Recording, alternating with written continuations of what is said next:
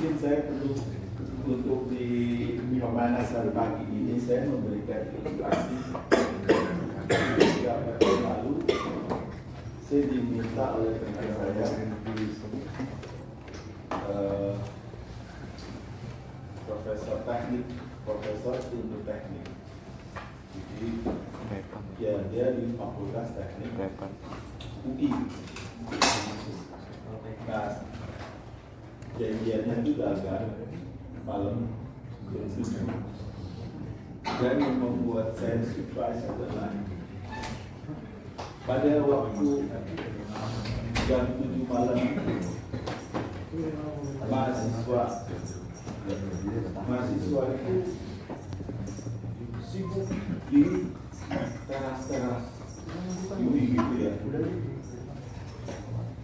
Sebenarnya ini apa? Oh, mereka sedang melakukan proyek. Nah, kebetulan saya juga pernah mengajar di arsitektur UI gitu ya, memberikan aspek sosial di dalam desain. Ini memang diberikan oleh itu yang di belakang. Kalau ada pertanyaan silakan. Ada pertanyaan? Ya, ada. Atau kalau ingin diskusi boleh keluar dulu, Pak. Ini sih Pak, saya ada diskusi yang penting di luar. Asik. Boleh aja kalau mau ya. Nggak dikurangi nilainya.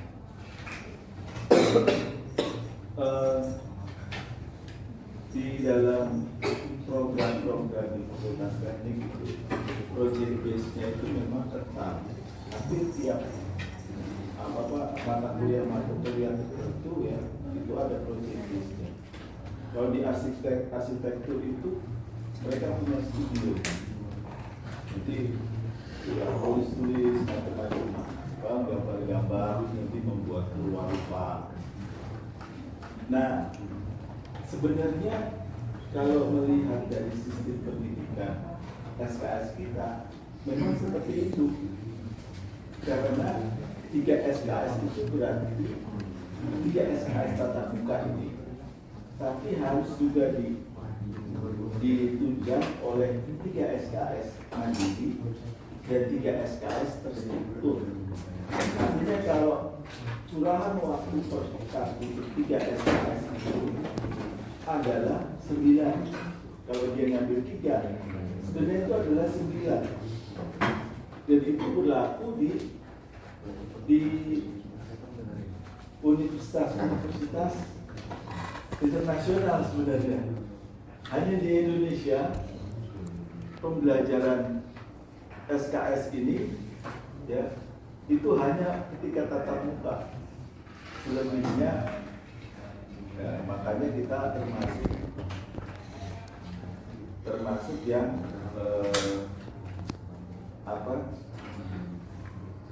prestasi peringkat universitasnya nggak pernah lewat dari ASEAN. Ya, apapun yang paling bagus itu ya. Kalau itu juga kita bisa bandingkan dengan, nah memang kita juga harus mengakui itu di dalam prioritas pembangunan kita, pendidikan berarti begitu diminati oleh para politikus. Kenapa? Karena kalau pendidikan PNU mungkin yang di belakang kalau mau diskusi, Anda siapa ya? Novian. Silakan kalau Novian mau diskusi di luar. Mau silakan. Enggak. Oke. Jadi kalau mau itu jadi itu yang kita lakukan di dalam diskusi ini. Ada zaman COVID. Tapi saya rasa itunya tidak memberatkan Anda ya. Itu pertama. Yang kedua adalah dengan adanya project base, saya menawarkan Anda untuk mengelonggarkan kehadiran. Artinya bukan berarti melonggarkan partisipasi. Ya kalau nggak hadir, jadi itu signifikansi dengan partisipasi. Karena nanti project base-nya itu adalah, kalau itu poster, kelihatan posternya itu konstruksinya itu berdasarkan sistem semalam atau sudah dipikirkan matang-matang dalam tiap diskusi pekanan. Kalau dalam tiap diskusi pekanan nggak ada kontribusinya, nah itu yang kita harapkan. Oke. Anda sudah menunjukkan project list-nya ya masing-masing. Ya. Sekarang yang presentasi kelompok 1 dulu, silakan mau. Karena ini ya, karena kelompok 1 itu permulaan, jadi apa adanya dulu, ya, ada presentasi. Kemudian nanti tiap kelompok project base itu memberikan tanggapan. Kira-kira paham ya? Jadi Bapak sekarang punya ideologi ya. Ya. Kemudian Anda membuat project base apa? Apa sekarang? Oh iya, filsafat. Ideologi. Nanti Anda coba menggali apa dasar filsafat dari project base Anda. Dia gali, kira-kira kasih kemudian dikemukakan Islam. Dan saya juga dengan perubahan teknologi, Anda juga jangan suka untuk mencarinya kali. Oh kalau proyek saya temanya seperti ini, kira-kira apa dasar filosofinya? Dan kalau di dalam dasar-dasar ilmu sosial, setiap ilmu sosial itu punya dasar filosofi. Kira-kira kelompok 1 siapa ya? Siapa aja ya, Bi? Udah, oke. Kalau udah siap mungkin ada PPT-nya atau mungkin papernya. Kalau belum ya nanti diskusi aja. Ini kita kurang satu anggota kelompok, Pak. Belum datang. Ya yang apa adanya dulu. Nah.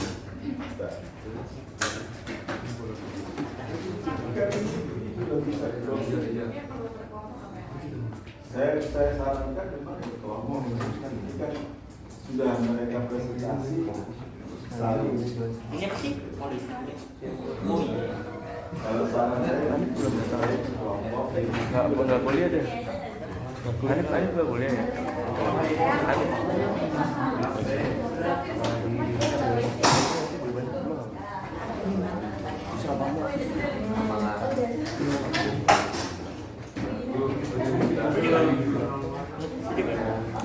Nebi, cari kelompoknya.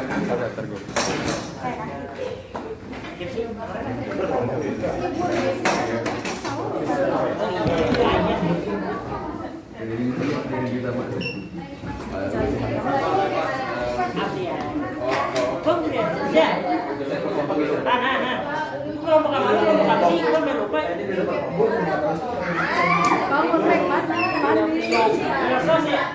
Oh iya. Banyak banget tadi lu.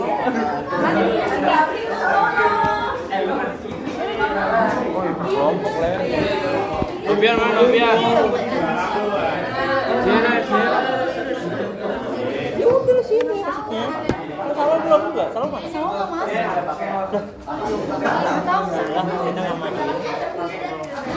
respon gue sih di grup. Kuliah. Hah? Tenggelam, Cok. Nih. Kelompokku banyak banget sampai sini. Iya, padahal udah baca chat gua. Mau siapa? Kan gua nanya ya ide topik.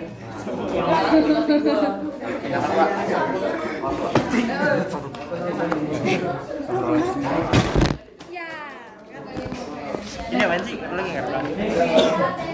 Kalau saya ayo kita bahas. Siapa? Bahas.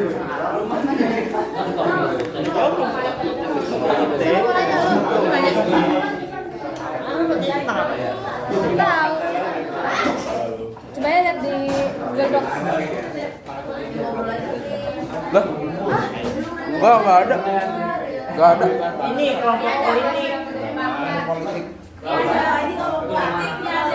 Ini siapa ya? Bang Anip. Ini siapa? Belum. Oh, ini Chris. Wih, Chris. Kelompok lu, Chris. Ini kelompok ini. Sama siapa satu lagi ya? Mana Anip? Iya, ini siapa Pika? Ya, udah. Ya udah Oma. Malu apa di sini? Lah, Tolong. ngapain sini nih kelompok gua? Lah, lu ngapa? Tidak. Lah. Lu kemana?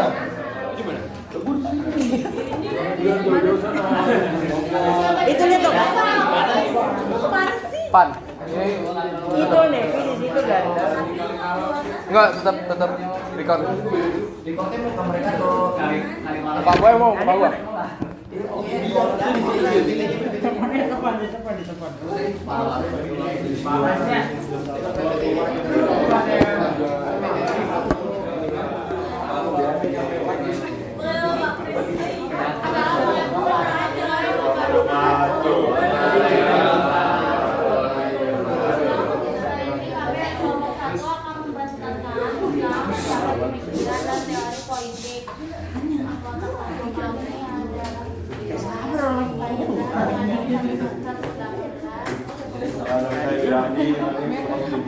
Nama saya Jiri Meral tim 102.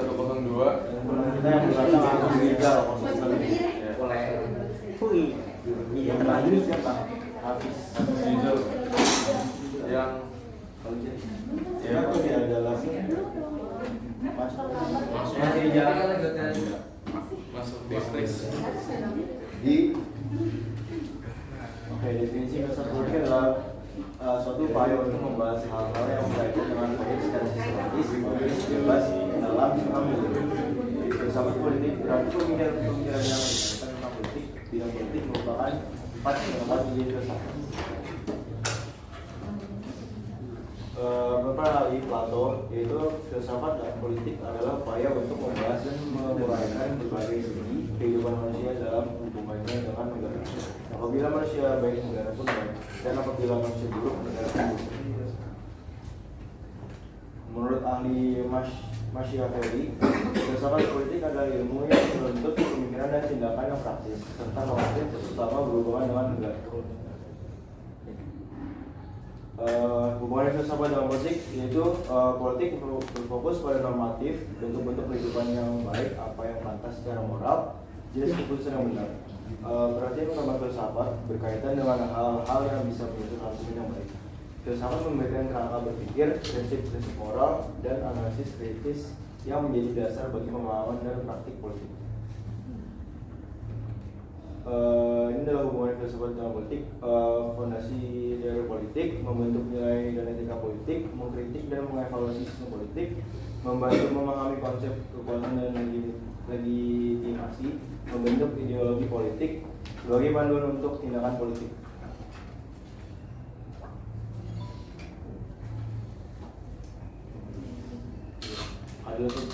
Keadilan, kekuasaan, dan legitimasi. Maksudnya adalah keadilan adalah konsep yang berkaitan dengan distribusi hak, kewajiban, dan sumber daya dalam masyarakat.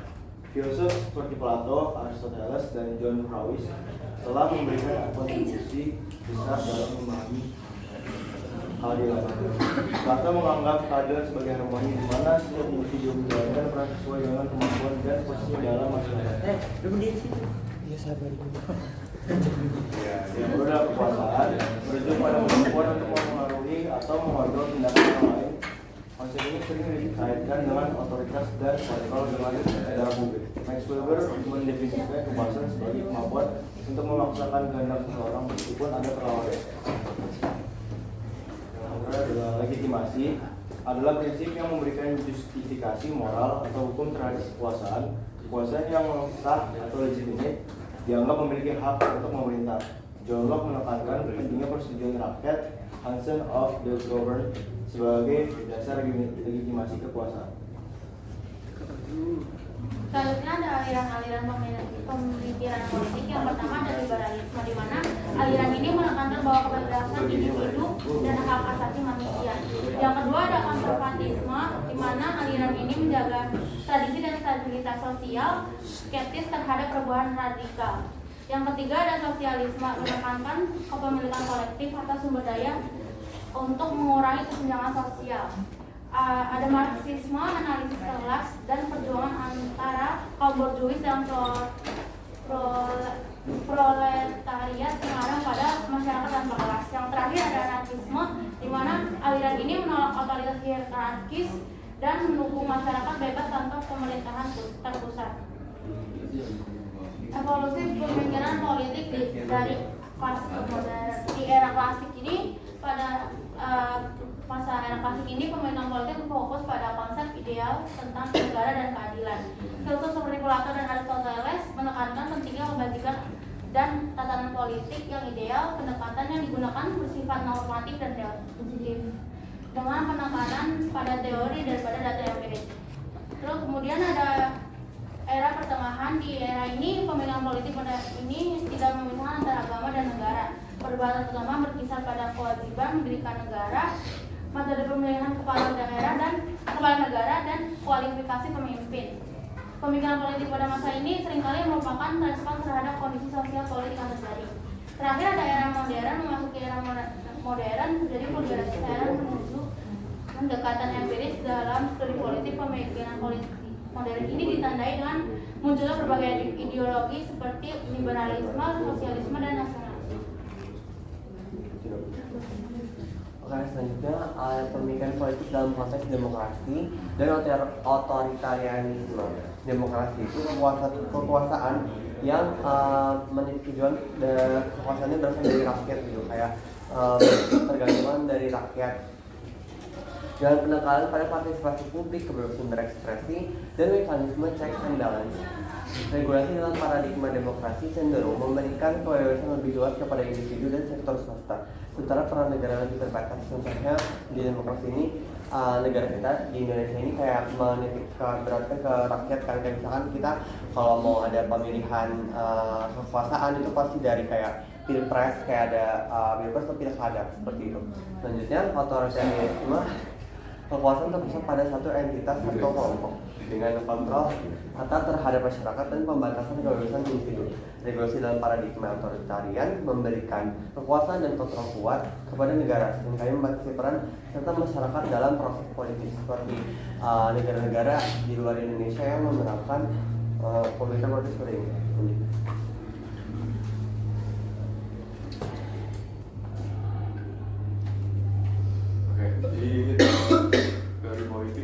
Jadi teori politik sendiri adalah kajian sistematis mengenai konsep, prinsip, sama mekanisme politik yang biasa digunakan buat mengambil fenomena kekuasaan, pemerintahan, atau interaksi individu maupun kayak dari suatu negara lain gitu. Terus untuk teori ini sendiri berfungsi untuk menjelaskan, menganalisis, mengenai mengkritisi. Kalau menjelaskan itu, dia menjelaskan fenomena politik berdasarkan konsep dan fungsi tertentu. Kalau menganalisis, dia menganalisis hubungan antara individu, masyarakat, dan juga negara. Kalau memandu, dia memandu kebijakan publik dan sistem pemerintahan yang berjalan. Kalau mengkritisi, dia mengkritisi sistem politik yang ada untuk perbaikan di masa depan. Kemudian untuk teori kekuasaan ini, teori kekuasaan membahas bagaimana kekuasaan, keperluan, pertahanan yang digunakan dalam sebuah politik. Menurut kekuasaan bisa bersifat sistematik atau berdasarkan pada personal individu atau tradisional berdasarkan kebiasaan yang ada, maupun juga rasional berdasarkan aturan hukum. Contohnya ada di artikel Perjalanan Politik Birokrasi Indonesia, Materi Teori dan Analisis Konsep, yang dimana ini membahas bagaimana fungsi pengaruhi administrasi dan dimana hal itu jelas bagaimana politik maupun mengendalikan kebijakan publik. Dari pelajaran ketiga tarif kedaulatan dan negara. Membahas di sini kita membahas asal-usul legitimasi kekuasaan negara seperti yang tadi sudah disinggung sama Abi Raffi, legitimasi mutlak dan hubungan antara rakyat dan pemerintah. Undang-Undang Dasar Negara Republik Indonesia tahun 1945 pasal 1 ayat 2 menyatakan bahwa kedaulatan berada di tangan rakyat dan dilaksanakan menurut Undang-Undang Dasar. Di sini ada beberapa ada salah satu contohnya, ada beberapa contohnya kayak dari menurut ahli Di sini kita ngambil dari culture. Kedaulatan adalah kemampuan negara untuk mengambil keputusan dalam keadaan darurat. Di dalam hukum bisa dikesampingkan demi kepentingan negara. Jadi kayak seperti kayak di Indonesia ini kan rakyatnya negara dapat mengambil tindakan dalam kondisi darurat seperti dalam keadaan darurat pada situasi krisis. Misalnya kebijakan politik dalam pandemi COVID-19 waktu kita dalam pandemi itu beberapa sistem politik itu ada beberapa yang diubah gitu. Penyesuaian dengan kondisi juga. Selanjutnya yang keempat adalah teori demokrasi dan partisipasi politik. Di sini teori ini menjelaskan bagaimana rakyat berperan dalam pemerintahan. Selanjutnya teori demokrasi. Demokrasi dapat berbentuk langsung. Rakyat secara langsung membuat keputusan atau perwakilan. Rakyat memilih wakil untuk membuat keputusan. Jadi intinya kayak melalui permusyawaratan gitu atau musyawaratan rakyat.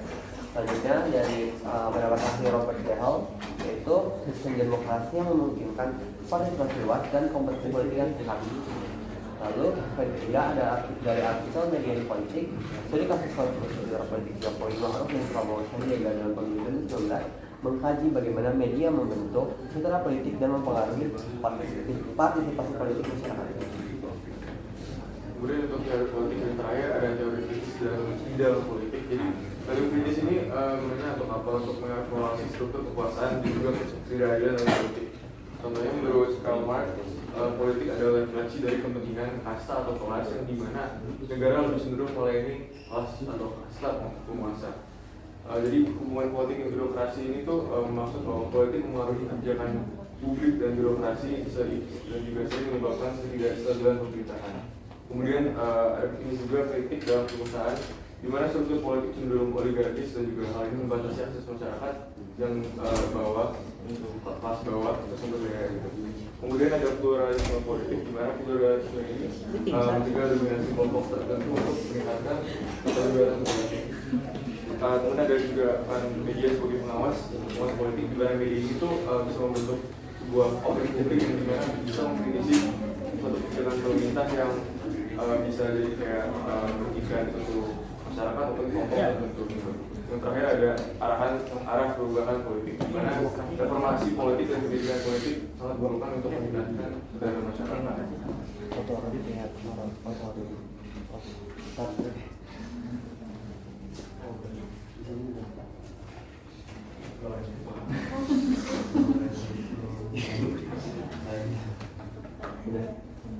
Baik, sekian dari pemaparan materi pertemuan ketiga dari kelompok kami. Apakah ada yang ingin bertanya? Baik sekali. Tapi saya saranin ya presentasi ya diskusi aja. Oh, nggak apa-apa. Kenapa? Gak apa-apa di Soalnya lama nanti. Belum lagi nanti kita membahas politik lagi. Oh, ayo. Saya saranin sih ambil kursi. Kalau mau berdiri boleh. Lama. Jangan nambah tasnya dong.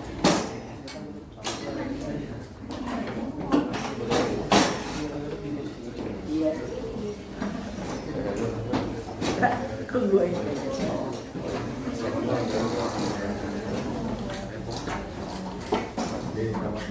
Jadi saya seharusnya ada banyak yang tunjuk tangan ya. Oke, jangan sampai di ketua kelas siapa tadi?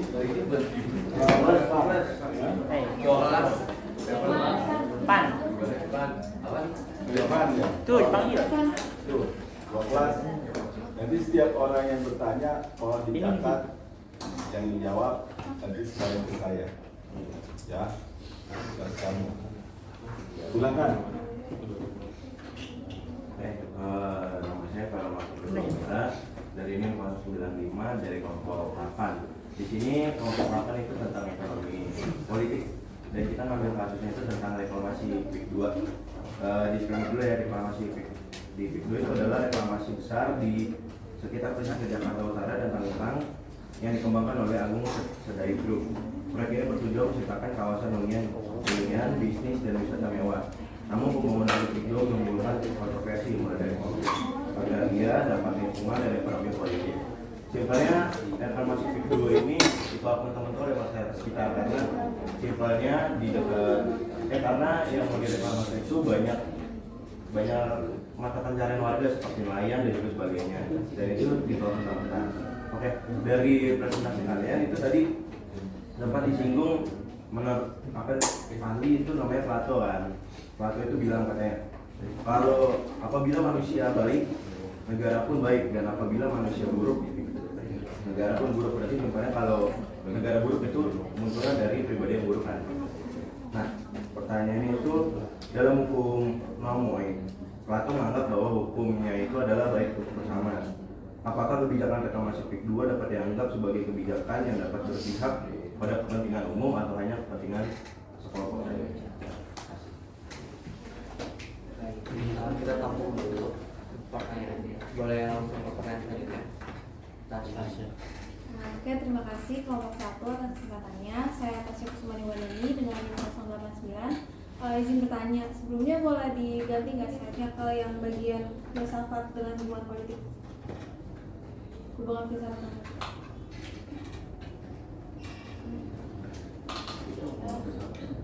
Lagi.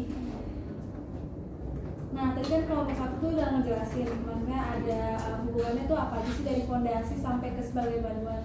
Cuma nggak ngejelasin kayak contoh-contohnya gitu loh. Tapi di sini saya mau nanya aja, hubungan filsafat dengan politik ini tuh gimana sih, kayak cara si filsafat ini tuh bisa membantu memahami konsep dan kekuasaan legitimasi dengan hubungan filsafat dan politik itu aja.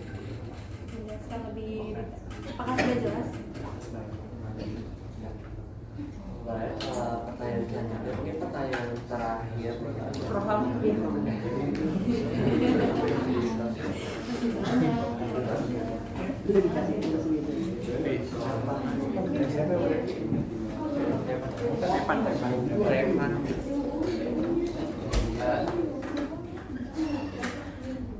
Jadi pertanyaan gue ini kan kelompok gue ngebahas tentang dinasti politik Indonesia ya. Nah jadi kayak gue mau nanya aja, politik yang baik dan benar itu gimana sih menurut kalian, dan apakah menurut kalian politik Indonesia ini udah sesuai sama yang kalian udah benar lah, udah baik dan benar? Kalau menurut kalian belum, gimana siapa sih yang punya kekuasaan buat membetulkan politik Indonesia ini dan bagaimana? Maaf, boleh diulangi poinnya aja itu. Poinnya doang. Intinya udah. Jadi menurut kalian itu politik Indonesia ini udah sesuai belum sama yang kalian ini jelasin? Dan kalau emang belum, siapa yang bisa memperbaiki politik di Indonesia ini? Siapa yang punya kekuasaannya? Dan bagaimana cara orang yang punya kekuasaan itu untuk memperbaiki politik Indonesia itu?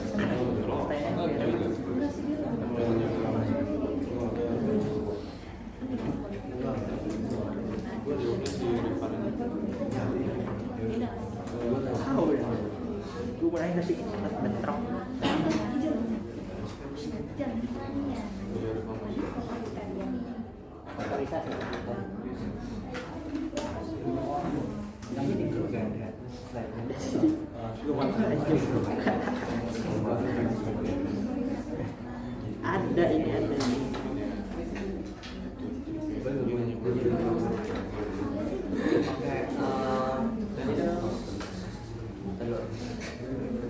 Saya mau jawab pertanyaan Tasya tadi terkait mungkin kayak contoh-contoh dari, mungkin kayak lebih jelas lagi gitu kan, dari filsafat global politik apa aja gitu, kayak contoh-contohnya.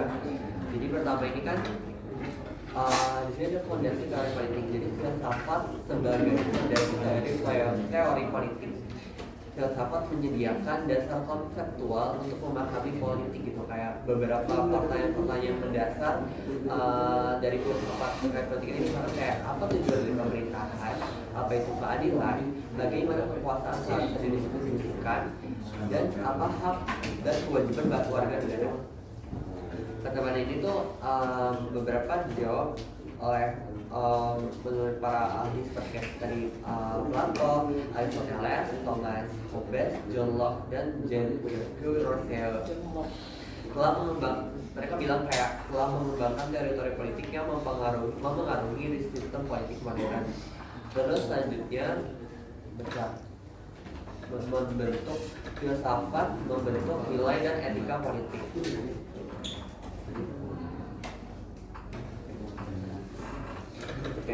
Filsafat membantu menentukan nilai-nilai moral yang harus mendasari tindakan politik, misalnya keadilan. Keadilan itu kan bagaimana sumber daya dan hak harus didistribusikan secara adil gitu kan di kalangan masyarakat kayak gitu. Terus juga kebebasan, kayak filsafat itu membentuk nilai dan etika itu dari kebebasan juga, kayak sejauh mana individu harus memiliki kebebasan dalam masyarakat gitu, kayak sebagai warga negara yang demokrasi gitu kan, memiliki kayak negara demokrasi kayak gitu.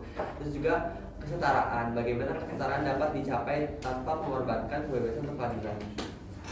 Selanjutnya filsafat mengkritik dan mengevaluasi sistem politik.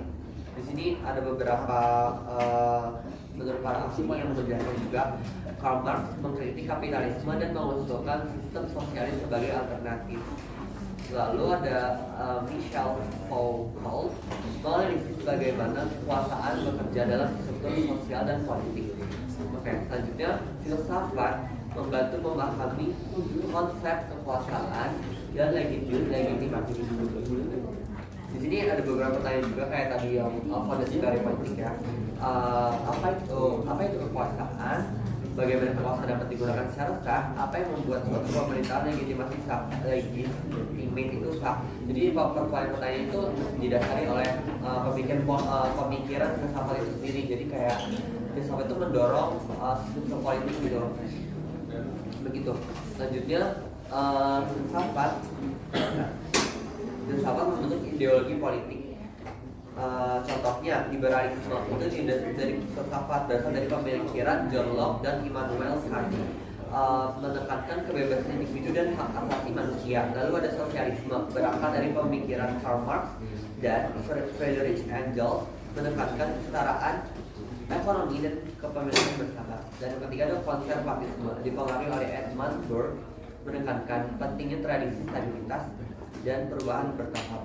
Yang terakhir ada filsafat sebagai panduan untuk tindakan politik. Di sini kayak filsafat itu bukan cuma teoritis saja, tapi juga bentuk praktis. Ia memberikan panduan tentang bagaimana seharusnya tindakan politik diambil. Kayak tadi udah saya singgung juga.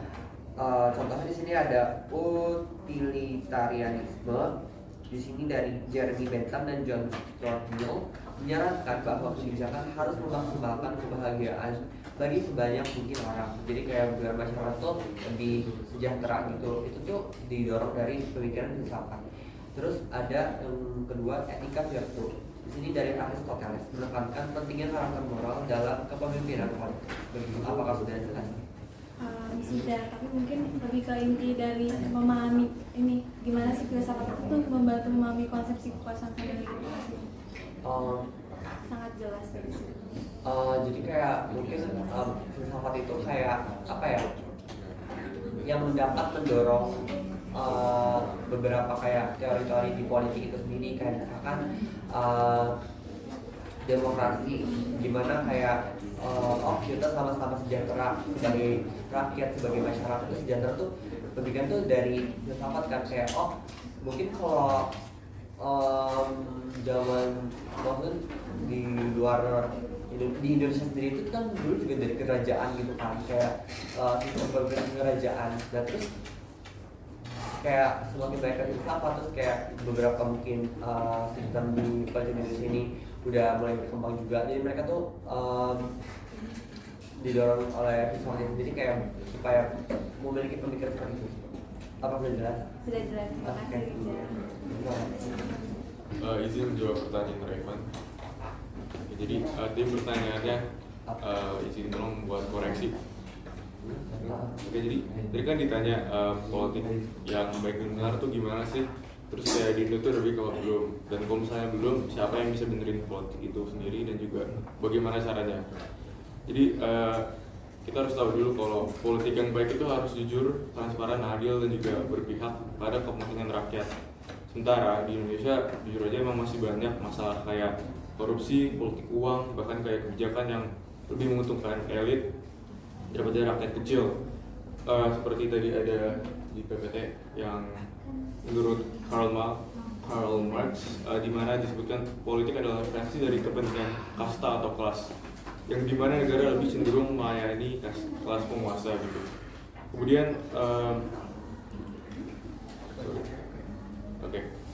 kemudian siapa yang harus memperbaiki dan siapa yang bisa memperbaiki hal ini? Sebenarnya yang bisa memperbaiki itu semua pihak, cuman yang terutama itu justru tentunya dari pemerintah, politisi, dan juga bahkan seluruh masyarakat itu harus juga bisa menjadi salah satu komponen untuk memperbaiki kerusakan politik yang ada di Indonesia ini kan. Nah, caranya itu bisa sebenarnya ada banyak. Kalau misalnya mau sebutin spesifik itu bisa kayak meningkatkan pendidikan politik di sekolah, seperti yang kayak di kampus atau sekolah yang kayak kita sekarang lagi lakuin. Terus kita juga bisa bukan kita sih, maksudnya mereka bisa menolak politik uang dan juga bisa mendorong transparansi, yang dimana dijelaskan tadi di presentasi kalau misalnya media itu bisa mendorong transparansi dari politik dan juga ada arah perubahan politik gitu. Terus kemudian kita harus juga memilih pimpinan yang berintegritas gitu. Emang untuk memilih pimpinan yang berintegritas itu rada susah, karena baik di depan doang ujung-ujungnya kurang. Emang beberapa kali emang seperti itu kayak realitanya, cuman balik lagi diri kita sendiri gitu loh. Kayak kita emang harus dimulai dari sekarang ini tuh, karena kita dalam beberapa tahun ke depan, kayak beberapa puluh tahun ke depan pasti generasi kita yang akan membawa, yang akan memimpin Indonesia nanti gitu loh. Terus kalau untuk contoh kasus korupsinya itu banyak ya, contohnya kayak kasus korupsi Pertamina Niaga yang LPG, terus ada kayak banyak korupsi dari COVID-19 yang dimana kayak bansosnya itu malah diambil alih oleh satu pihak tertentu gitu loh. Jadi untuk menjawab pertanyaan Evan emang belum baik, dan untuk cara-caranya kurang lebih tadi udah dijelasin di poin itu.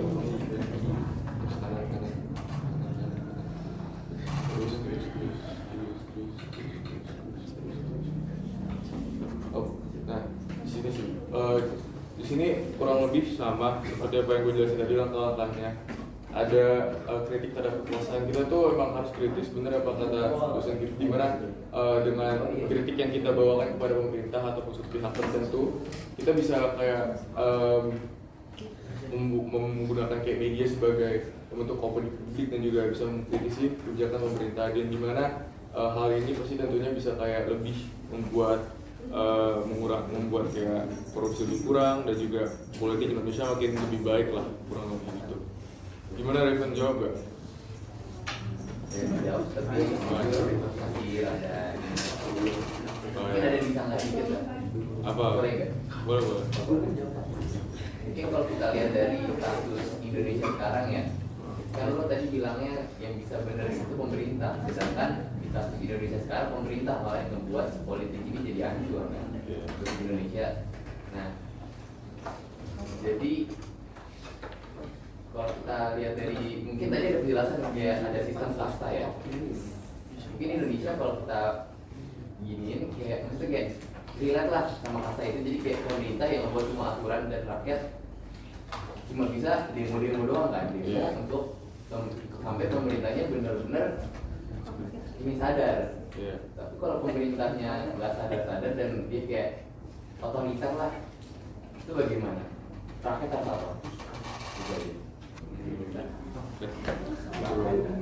Izin nambahin sih.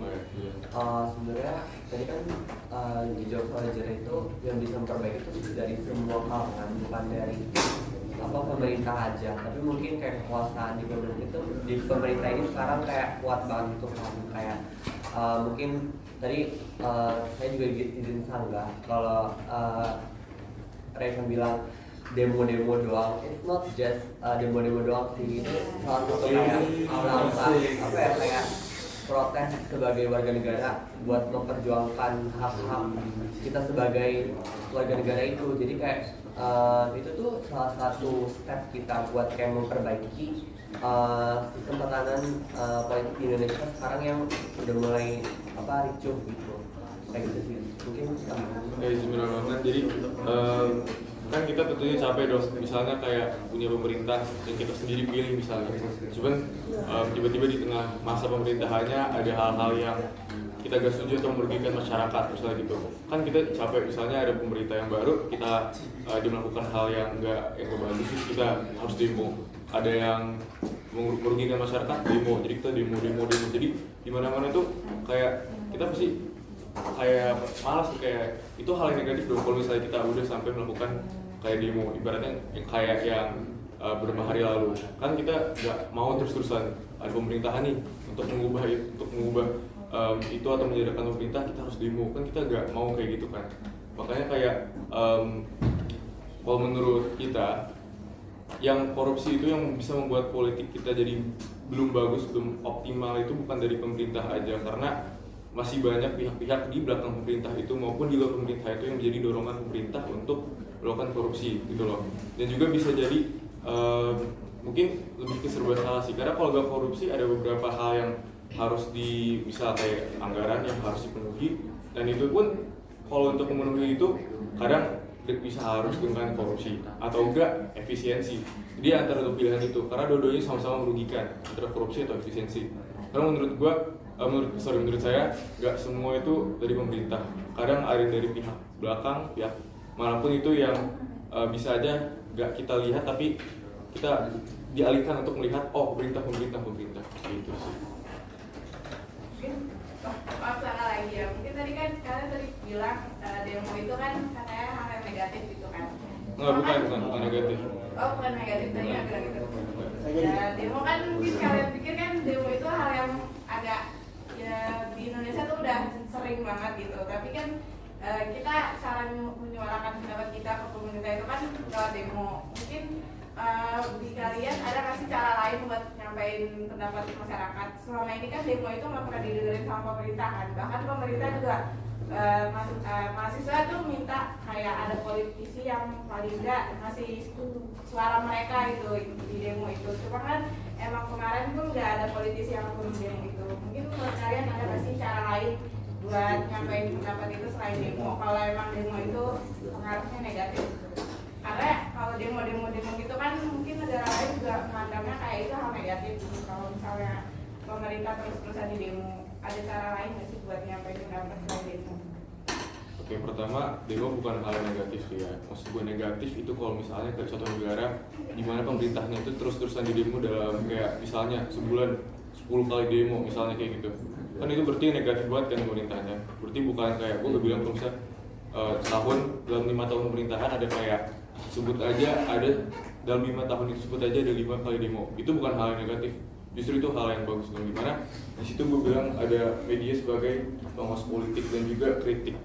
Jadi dimana hal itu tentunya pasti kayak bukan hal yang negatif, karena dari sini kita juga bisa menyuarakan suara kita yang dimana emang kadang nggak didengar pemerintah, kadang walaupun didengar itu cuma lewat kupingnya aja gitu kan.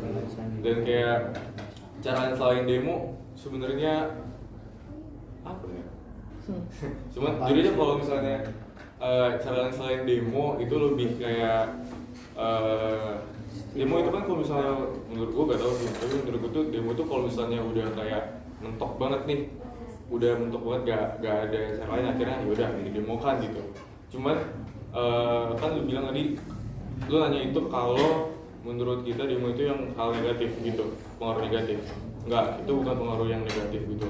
Dan menurut gue beberapa kali itu yang misalnya habis demo mahasiswa, emang ada yang turun ke lapangan dan juga ujung-ujungnya dia minta dari perwakilan demo itu 5 orang untuk berdiskusi di ruang yang tertutup namun ditransparasi oleh media yang tadi. Jadi selama rapat tersebut kita juga bisa masih mengkritisi gitu loh, walaupun kita ada kayak sanggahan gitu misalnya. Itu sih. Izin nambahin, tadi juga mungkin tadi pertanyaan Adel kayak ada cara lain gitu selain demo gitu kan. Sebenarnya demo itu termasuk apa ya? Mungkin kayak udah last option gitu sih, benar kayak last option banget. Karena di sini media kan ini udah jelas juga media sebagai pengawas politik, media membentuk opini publik. Sekarang ini kan udah lewat digital ya, media digital. Jadi kita masyarakat itu udah ada yang menyuarakan pendapat kita lewat media digital itu sendiri, kayak keresahan-keresahannya itu disampaikan lewat situ. Gak mungkin dong pemerintah gak melihat itu, karena kayak mudah diakses bukan media digital sekarang ini. Dan kalaupun kayak belum ada perubahan sama sekali, masih ada kayak kebijakan-kebijakan yang belum bisa mensejahterakan warga itu sendiri, maka kita sudah memasuki last option itu, yaitu demo itu sendiri. Mau izin Angga dong? Izin Angga ya. Tapi kan kayak kemarin kita tahu media sendiri aja tuh dibungkam sama pemerintah. Itu caranya gimana? Kalau media aja tuh dibungkam, gimana cara pemerintah tahu kalau media itu udah dibungkam gitu loh sekarang? Jadi kayak apa cara lain selain media? Bodoh, mungkin media dibungkam, ada beberapa media dibungkam, contohnya BBC, CNN dan lain-lain. Cuman itu kan media yang bentuknya kan swasta ya.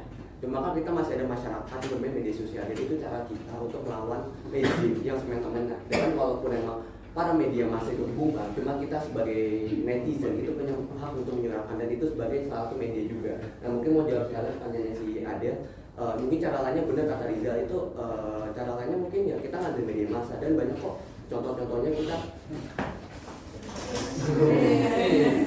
banyak kok contoh-contohnya yang kita lewat media massa pun ada dampaknya. Contohnya kemarin pas kasus LPG, contoh LPG kasus yang peraturannya dari si Bahlil itu sampai pihak Prabowo pun untuk mengevaluasi kebijakan itu, dan itu yang kedua dengan Adil katanya demo tuh nggak ada efeknya apa-apa, dan itu dan nggak ada utusan dari istana turun ke rakyat. Ada kemarin demo yang kemarin itu yang kemarin gue ikutin pas hari Rabu itu, hari Rabu sama hari Kamis orang istana tuh datang, Pak Hadi Mensesnek itu dia datang, dan itu contoh pertama itu yang putusan negara datang, dan demo yang berhasil. Ada contohnya kok kalau putusan MK yang pas kita awal masuk kuliah, dan itu berhasil. Kalau saya itu juga putusan DPR datang kalau nggak saya nggak si Sufmi Dasko itu datang juga kok, dan itu akhirnya menang juga kita, dan sampai dapat slogan dari BMUI kita kawal sampai menang, kurang lebih seperti itu.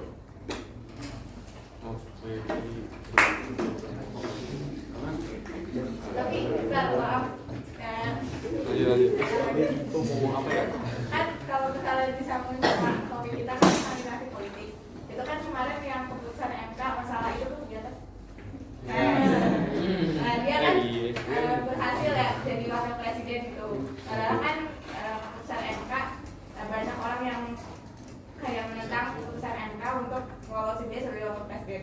Kalau kemarin kan kayak sempat heboh juga kan, ramai juga gitu di medsos. Kalau itu kan berarti salah satu contoh gagal. Iya emang salah satu contoh gagal, cuma kan tadi lu bilang nggak pernah. Itu ada salah satu contohnya, ada salah satu contoh yang itu kalau yang berhasil. Contohnya itu kalau putusan yang kayak mau naikin Kaisang kalau nggak salah, dan akhirnya menang. Oke mungkin konotasinya ucapan lo diganti, cuma mungkin ada yang gagal. Tapi kan lo tadi bilang nggak pernah berhasil gitu, makanya gue coba lurusin aja. Gue bisa tak objektif seperti ini. Gue juga sebenarnya benci sama dia kok. Izin tambahkan.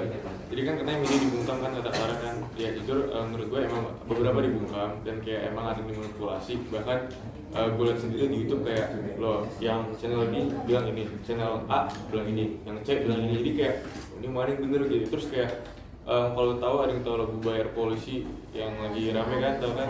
Nah itu kalau lu perhatiin itu gak harus kayak didemokan atau bagaimana tentang lagu itu, dan kita menyuarakan itu justru menjadi salah satu caranya bagaimana kita bisa menyuarakan yang kayak apa sih keadilan itu, apa sih transparansi itu melalui lagu itu tersebut.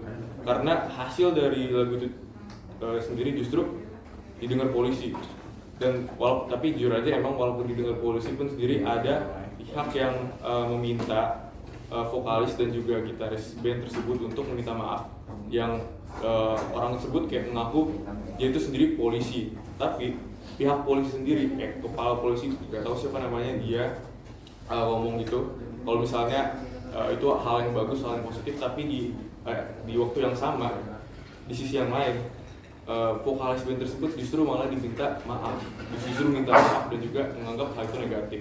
Berarti kayak siapa yang mau dipercaya, kan kita bingung dong, apakah ini ada kayak pihak lain yang menyuruh untuk menjelek-jelekan nama polisi atau bagaimana. Jadi justru untuk yang membahas ini bisa panjang banget karena ada beberapa pihak yang berusaha untuk membuat pemerintah atau beberapa oknum menjadi jelek, bisa membuat kayak masyarakat memiliki peran yang negatif, ataupun kayak provokator yang berusaha untuk memecah belah rakyat kita sih, masyarakat kita sih. Jadi makanya penting banget untuk kita kayak bisa melakukan itu semua. Terus kayak kita juga penting banget yang kayak gue bilang dari awal, kita harus kayak kritis dan juga harus yang gue bilang tadi jelasin untuk jawaban Revan, harus banget kita melakukan itu karena kayak pasti beberapa puluh tahun ke depan ujung-ujungnya yang memimpin kita sendiri dong. Makanya kayak di zaman kita itu memang harus penting untuk ditekankan itu, karena biar yang udah terjadi kemarin-kemarin itu gak pulang di era kita lagi nanti, gitu sih. Jawab. Jadi jawab pertanyaan Vero, tadi pertanyaan reklamasi kedua itu berpihak pada satu pihak aja atau bukan seluruh masyarakat. Jawabannya reklamasi kedua itu cenderung berpihak pada pengembang dan kelompok ekonomi atas proyek kayak bisnis properti dan komersial, kayak infrastruktur, lapangan kerja. Nah, dampaknya ke lingkungan itu dan akses publik masih diperdebatkan.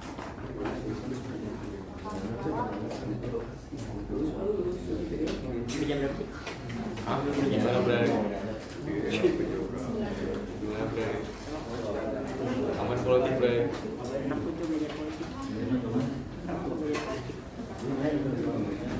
Politik aman lah.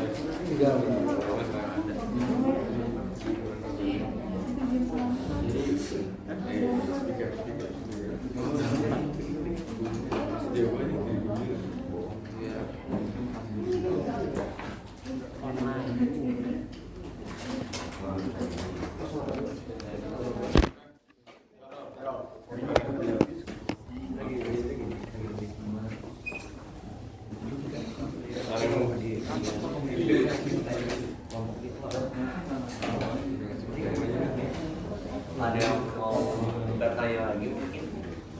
Banyak nggak ya? Ada yang mau lagi tuh? Boleh ditanya lagi nih. Apa ini? Saya juga dari kelompok 9. BPT kan menjelasin kalau misalkan filsafat politik itu adalah suatu upaya untuk membahas hal yang berkaitan dengan politik secara sistematis kan. Nah,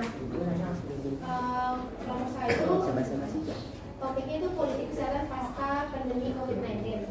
Nah, di sini pertanyaannya, apakah sekarang tuh negara masih memiliki kewajiban moral untuk menjaga kesehatan warganya, atau kayak kesehatan itu sekarang jadi tanggung jawab individu.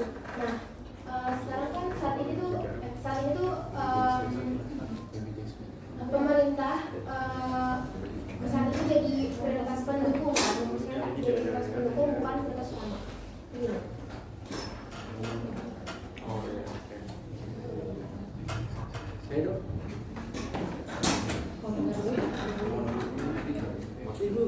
Ya, lu bisa Nazia boleh diulangi kan? Oh, profnya salah. Profnya salah.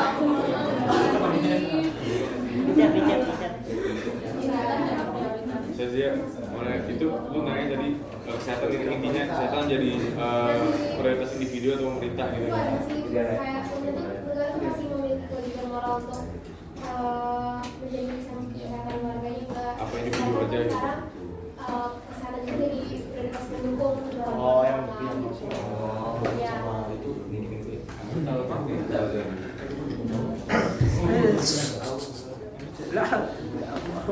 Ya coba mau ambil pertanyaan dulu. Oke, kita tampung. Kita tampung dulu. Tampung dulu ya. Oke, Hanif gimana?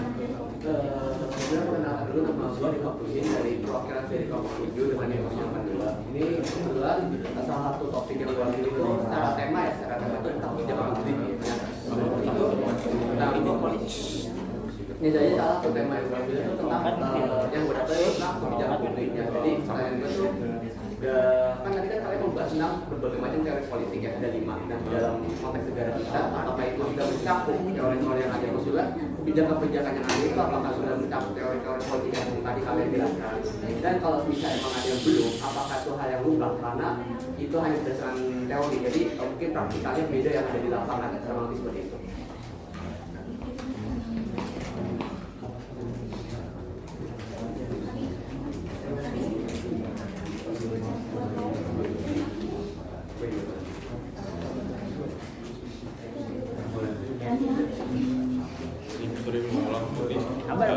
Intinya tuh kayak ada teori politik, ada beberapa kan tuh. Nah, itu yang di luar itu yang masih dimaksud itu, yang masih belum ada di situ, apakah itu kurang apa enggak, gitu kan? Dan kayak praktiknya apakah udah berjalan semua atau gimana? Intinya kalau misalnya ada kebijakan yang enggak mencakup teori politik, apakah itu hal yang lumrah? Karena itu kan hanya sekedar teori. Tantangannya itu apakah menyesuaikan lapangannya bagaimana?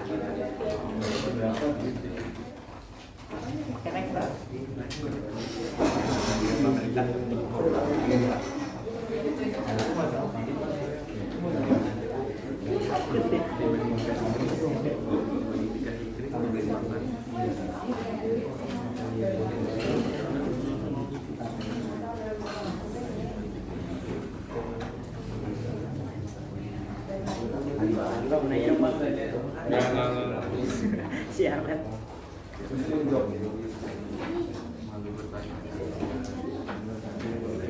Ini simpel nih. Boleh nggak? Hah? Serius? Simpel kan? Iya simpel. Langsung ini dia. Poinnya dia. Sebelumnya kenalin nama gue Ryan dari kelompok berapa sih? 4. Jadi menurut kalian tuh Indonesia lebih tetap menggunakan sistem demokrasi atau jadi otoriter? Oto itu dia otoriter. Ini alasannya ya. Oke.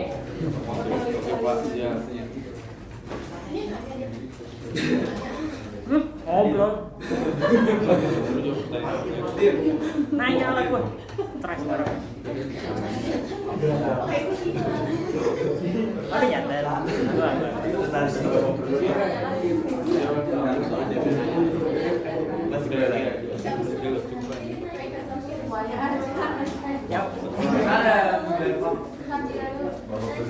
Mas Satria, udah saat mulai saat. 96. Iya.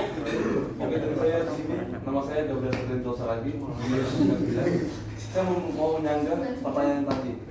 Tadi katanya. Yang mana tuh? Jawabannya siapa? Jawaban. Jawabannya apa aja jawaban? Nyanggah. Julian Ferro. Ini katanya jawabannya masih belum diperdebatkan kan? Oke, jadi seperti yang jawaban berarti jawaban Ferro. Kan di sini pembangunan reklamasi Pantai Indah Kapuk 2 di sini katanya mencerminkan dominasi modal yang mendapat dukungan dari pemerintah, sementara masyarakat kecil itu dirugikan. Coba bayangkan jika kalian itu merupakan warga-warga sekitar yang berpengalaman mencari nelayan di situ yang sudah lama tinggal di situ mencari nafkah di situ. Jadi menurut kalian itu bagaimana? Tanggapan kalian atas reklamasi itu ini kan itu merugikan masyarakat sekitar dan warga-warga yang sekitar situ. Boleh menjawab kemudian Satria. Sebenarnya itu reklamasi itu sebenarnya udah dari investor ya. Itu juga dari investor juga dikasih buat lapangan kerja. Buat kayak nelayan nggak bisa semuanya lagi. Nah, itu juga dia sakit kayaknya. Emang iya masih ada yang kayak ada yang nggak kerja lagi. Tapi dari pembagian kerja dari investor juga masih belum rata. Mungkin ntar sekitar Jakarta itu bakal rata semua. Jadi kayak semua orang situ bakal bisa kerja lagi gitu. Jadi kayak masih progres gitu.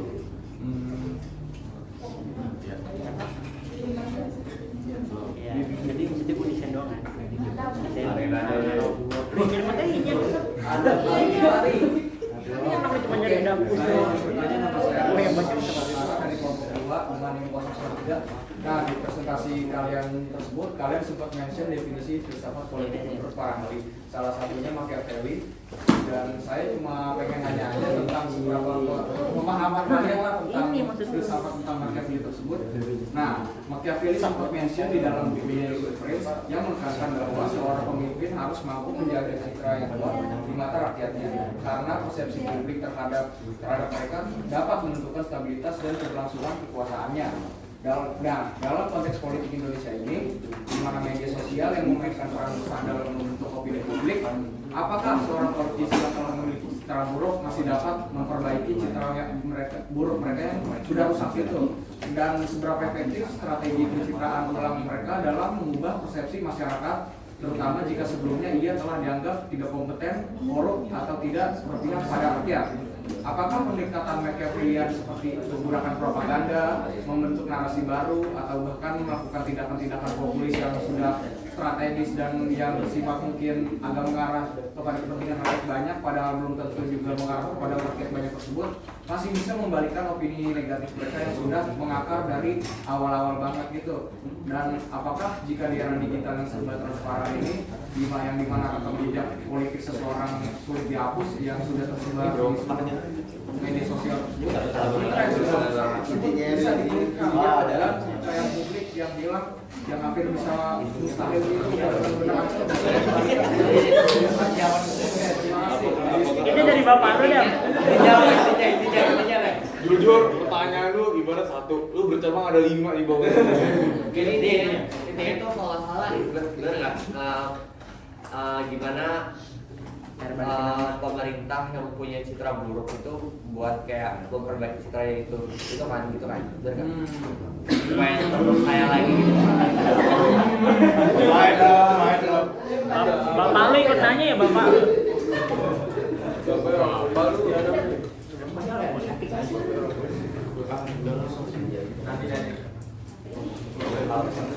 Udah belum, nggak boleh nanya, udah masih dapat. Saya perwakilan dari kelompok 10. Saya mau nanya, tadi kan di slide yang legitimasi itu John Locke bilang menekankan bahwa persetujuan rakyat itu penting sebagai dasar legitimasi kekuasaan. Nah, kalau dari materi saya itu ngambil dari aktivisme Gen Z.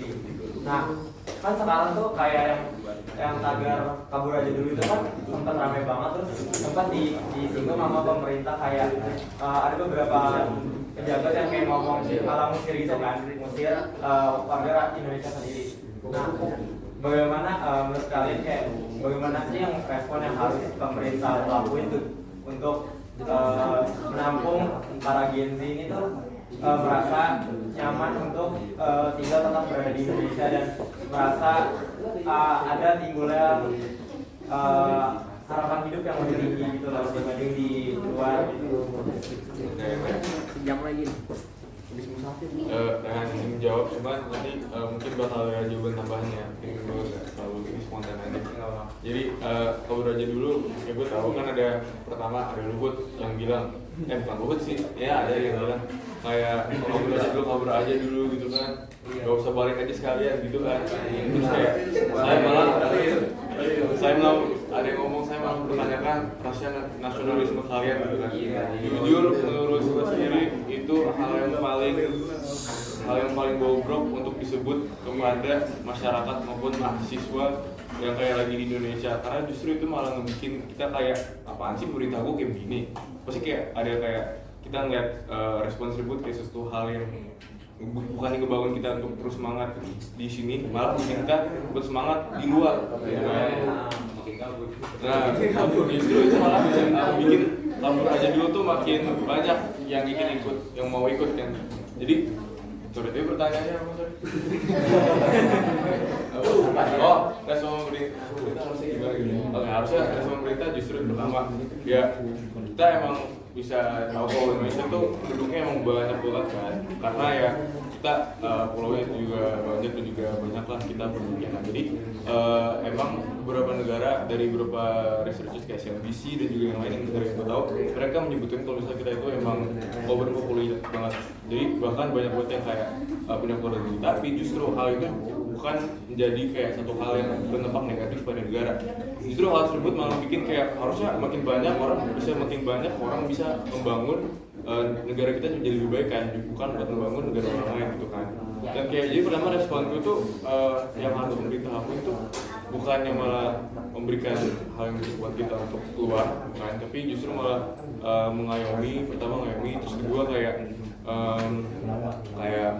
ibarat kayak merefleksi kayak dia sendiri yang nyuruh kita keluar aja bisa balik gitu. Kayak karena justru lapangan kerja di Indonesia emang nggak sebanyak di luar mungkin, dan juga di luar negeri nggak overpopulated kayak di Indonesia. Terus tadi ada lagi lupa. Jadi intinya ada dua itu, terus sebenarnya itu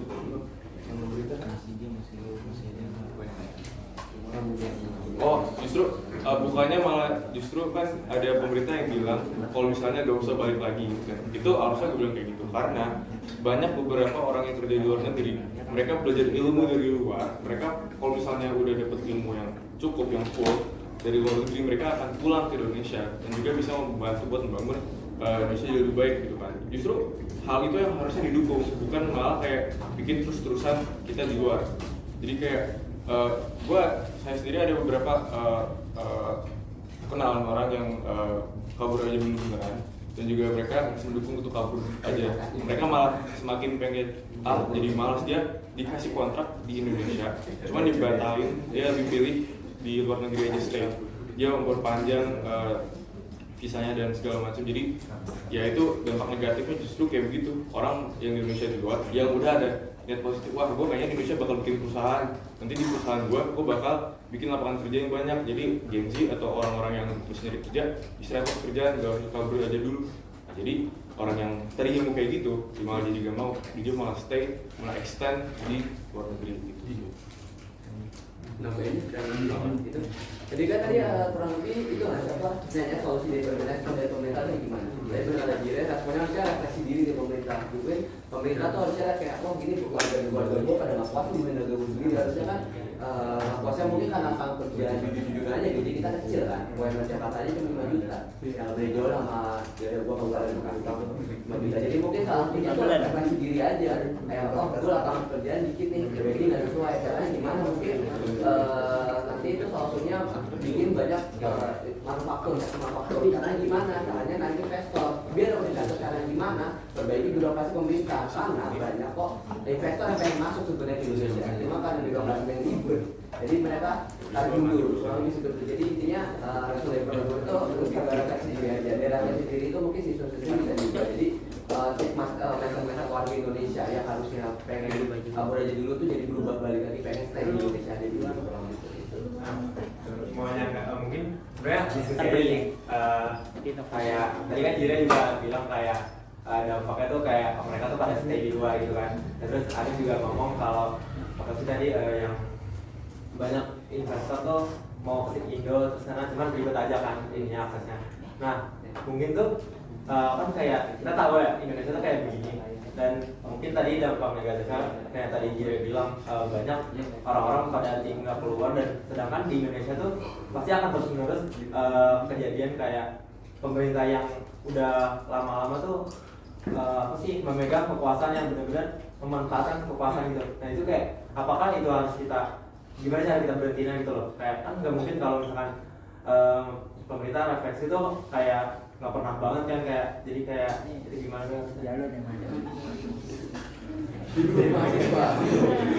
Hidup maksudnya jawabannya. Jadi untuk menjawab itu seperti bingung tuh.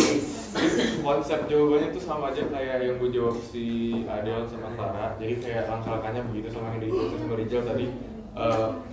Justru jadi kan ada hilang. Jadi yang tadi kan ada media untuk mengkritisi. Medianya itu bisa sendiri tahu kalau misalnya di TikTok atau di IG atau dimanapun itu udah banyak banget kayak kabur aja dulu kan, dan itu semua dibahas di situ. Ada yang kayak menjelaskan bagaimana kayak pemerintahan kita itu bobrok segala macam, mengenai dampak dari pemerintahan kita yang dimana hasilnya jadi ada hashtag kabur aja dulu kan. Dan itu sendiri pun udah dilihat, justru kita berharapnya pemerintah nggak kayak sebagaimananya sekarang. Tapi menurut gua kita emang bener, emang harusnya kayak kita terus menyuarakan. Cuman maksud gue pasti bakal ada suatu saat dimana kayak kita tuh bener-bener udah mentok banget sampai kabur aja dulu. Kan kabur aja dulu pasti kayak baru-baru banget kan, pasti kayak dalam beberapa bulan ke depan bakal ada nih pemerintah pasti bakal kayak ngeliat kayak analyticsnya gitu bakal naik apa turun. Kalau misalnya naik, kalau misalnya kayak misal dari 1.000 tiba-tiba 2 bulan kemudian langsung kayak 10.000, itu berarti kan kayak tinggi banget kan, signifikan banget kan. Nah maksud gue itu pasti itu jadi membuat pemerintah tanya-tanya, wah ini kenapa tinggi banget, berarti kayak mungkin dari situ mereka akan merefleksikan, pertama dari situ. Cuman kalau misalnya kalaupun itu enggak, ya berarti mau gak mau pasti bakal ada yang namanya ada buat pemerintah buat kebijakan baru, yang mana kebijakan tersebut pasti ujung-ujungnya di demo hidup mahasiswa lagi gitu kan. Jadi ya udah kayak cycle. Ini kalau kita perhatiin ada cycle. Awal mulanya let's say Januari udah ngobrolnya dulu, di Februari sampai April udah mulai naik.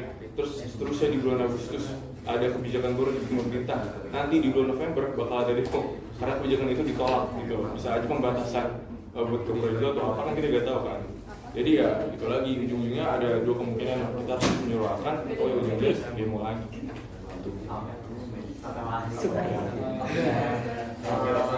Menjawab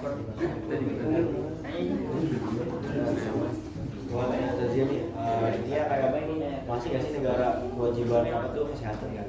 Kenapa taruh di pendukung? Ya kan? Bukan kenapa taruh di pendukung sih, lebih ke Karena kan udah jadi pendukung. Pasti kayak beda nih, beda. masih memiliki kewajiban ini nggak moral untuk menjadi misalkan warganya. Oh masih. Karena sedangkan saat itu Jadi pendukung dong menjadi prioritas. Ya, sebenarnya masih. Tapi kebijakan dari Bapak Demoid itu buat ada dari ya kemarin kan arahan kebijakan BPP tahun anggaran 2006 kan dari Pak Prabowo itu yang utama MBG, ketahanan pangan, ketahanan energi, perumahan sama keamanan kan. Nah, buat yang pendukungnya itu pendidikan sama kesehatan. Nah, itu sebenarnya dari kebijakan dari Pak Prabowo. Himawan. Jadi sebenarnya masih, tapi disampingkan gitu. Betul. Karena untuk pemotongan sen. Iya, karena ya, jujur semua contohnya kayak ini banyak banget. Jadi pengalamannya tuh kayak di rumah sakit, gue biasa berobat nih ada satu rumah sakit kan. Semenjak ada efisiensi ini, itu bener-bener kayak dibatasin banget. Misalnya mau agak aneh sih kan BPJS kan dari terus kayak BPJS itu semakin dibatasin, yang sebelumnya udah dibatasin, jadi semakin dibatasin gitu loh. Yang biasanya misalnya kayak sakit obat batuk dikasih 3 obat nih, semenjak ada efisiensi ini dikasih 1 obat doang gitu. Jadi kayak bener-bener agak aneh banget, merugikan banget gitu. Tapi memang ada gitu loh. Dan kayak kan si Kumboy ini kan juga habis mengumpulkan hampir 20 triliun kalau nggak salah kan, berapa gitu. Dan itu bakal dikasih ke buat diinvest di mana gitu kan. Justru pasti hasil dari modal itu ujung-ujungnya buat kita lagi, cuman itu berbicara soal waktu aja sih, belum mungkin gitu. Nah, karena mau berarti kalau misalkan kan udah dijadiin ke tahap itu ya prioritas pendukung ya. Nah itu kan berarti kan ada kayak turun tingkat dari hal yang harus diprioritaskan. Kira-kira untuk ini kan Pak Prabowo kan masih baru-baru banget. Nah untuk sampai ke 5 tahun itu bakal ada perubahan atau gimana, atau bahkan sama kayak hal sebelumnya lagi yang Bapak ditanya nih Pak, ditanya nih Pak, bokap ditanya konfliknya gimana Pak? Nah gitu aja masih ada perubahan buat itu juga. Gak tahu ya Pak, perkiraan aja menurut kalian. Menurut gue sih perkiraannya pasti ada perubahan, karena ya ada yang lu lihat yang kita tahu aja kayak di tanggal 25 kemarin berarti 25 ya. Ya kemarin kan Prabowo mengumpulkan beberapa kayak investor dari Beijing, ada dari bawahannya Elon Musk juga, bahkan sampai ke Bangladesh, yang itu dia bakal invest 20 triliun itu bakal diputar uangnya,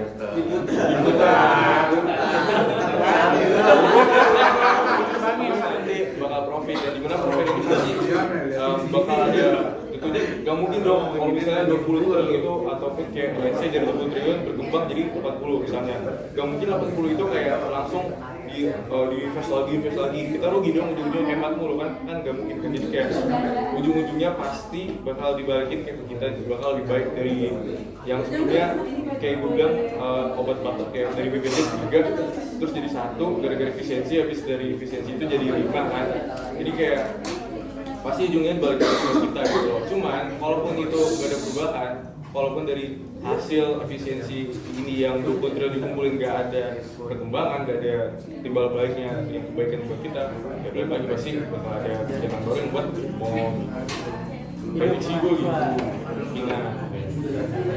Kayak aneh kalau mau jawab pertanyaan gue yang tadi yang masih ingat ya? Masih ingat ya?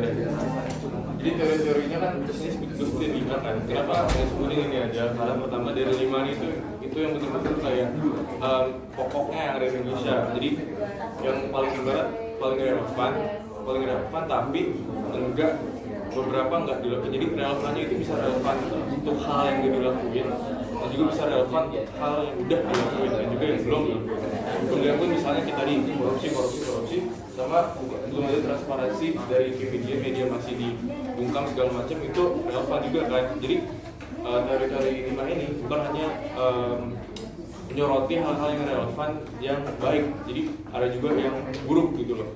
Terus kalau misalnya nanya ada teori-teori lain nggak di selain 5 teori ini? Pasti ada, karena teori itu seiring berkembangnya zaman, dan juga masih ada teori juga yang udah agak kita lakuin juga, kayak di 1917 itu ada teori apa gitu, itu udah dikembangin sekarang karena zaman berubah kan. Jadi menurut gua pasti teori ini ujung-ujungnya harusnya ya secara logika harusnya kemudian harusnya akan bertambah atau berubah gitu. Tapi kalau misalnya masih banyak hal-hal yang nggak relevan masih dilakuin, hal-hal relevan yang nggak baik masih dilakuin kayak korupsi ataupun nggak transparansi media segala macam masih dilakuin, otomatis teori ini bakal masih relevan terus sama kita gitu. Jadi berarti kan maksudnya kalau misalnya udah terpenuhi yang baik-baiknya, ya teori-teori yang lain pasti akan berkembang gitu dan akan jadi lebih baik gitu. Karena kita nggak mesti pakai teori yang sebelumnya gitu. Jadi sistemnya dinamis kan ya? Oke, ini mau menjawab pertanyaannya refleksi ya. Jadi pertanyaannya pendapat kami terkait sistem Indonesia lebih baiknya menggunakan sistem demokrasi atau otoriter. Tentunya dengan demokrasi ya sekarang juga emang demokrasi sih, tapi mungkin emang terlihat seperti otoriter ya. Dan jawaban kami menggunakan demokrasi karena demokrasi itu kan musyawarah gitu kan, dari suara-suara rakyat gitu, kayak bergantung pada rakyat.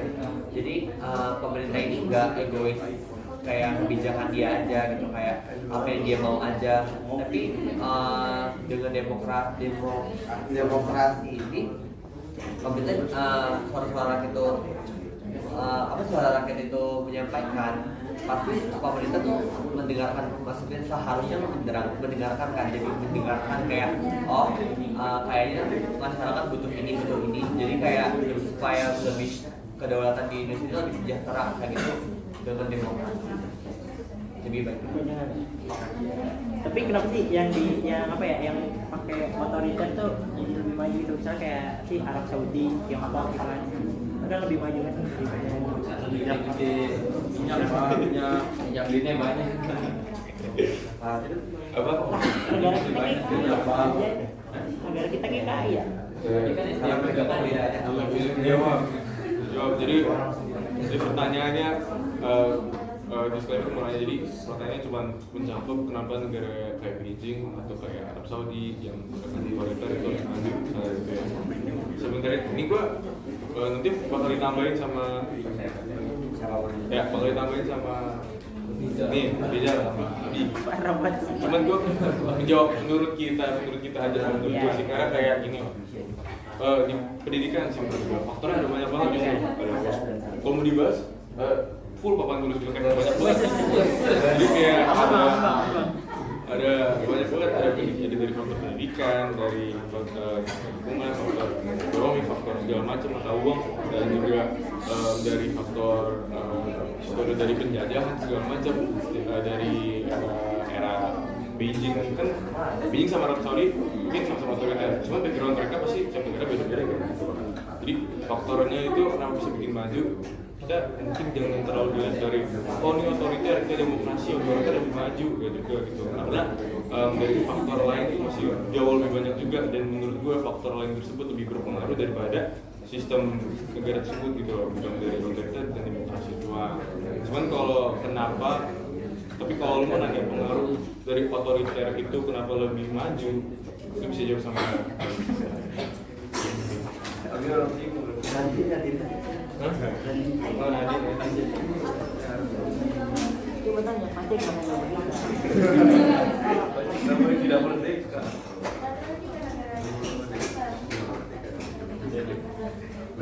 Sebenarnya mau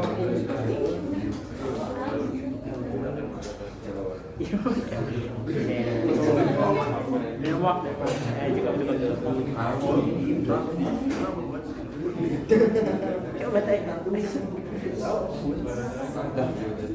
kayaknya mau nanya ini.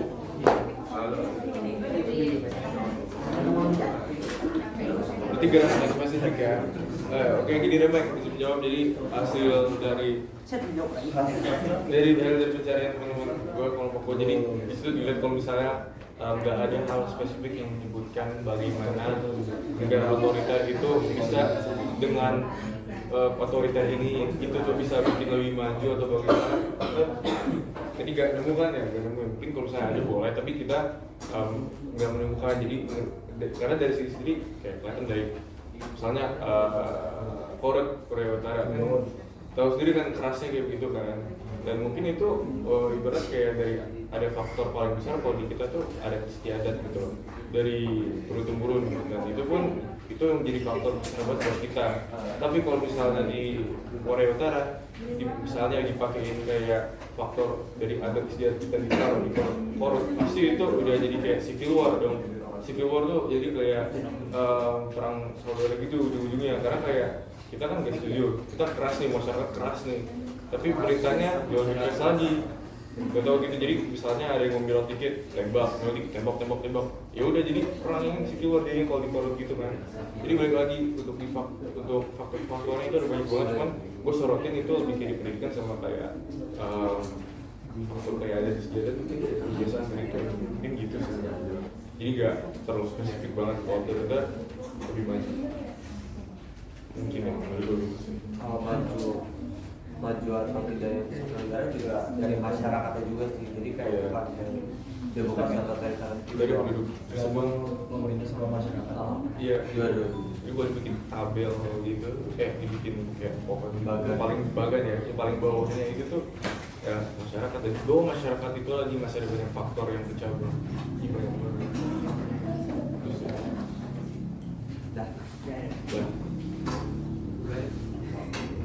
Ada lagi. Oh my god. Ada belum? Ada belum? Perkenalkan, saya Berada Ramadan dengan tim 110 perwakilan dari kelompok 6. Kami sendiri membahas mengenai partai politik, sistem pemerintahan, dan civil society. Di ini kan tadi sebelumnya teman-teman sudah ngejelasin bahwasanya Indonesia telah menerapkan dan juga menjunjung tinggi sistem demokrasi untuk di negara ini kan.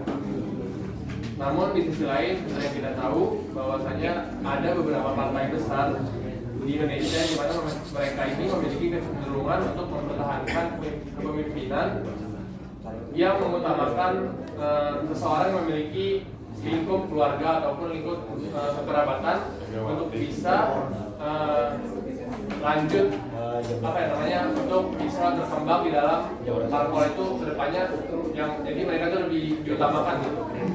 Nah, menurut kalian itu merupakan indikasi dari kecenderungan dari linear itu TV luar tuh ataupun bukan. Sedangkan Indonesia tadi kembali menjunjung tinggi sistem demokrasi.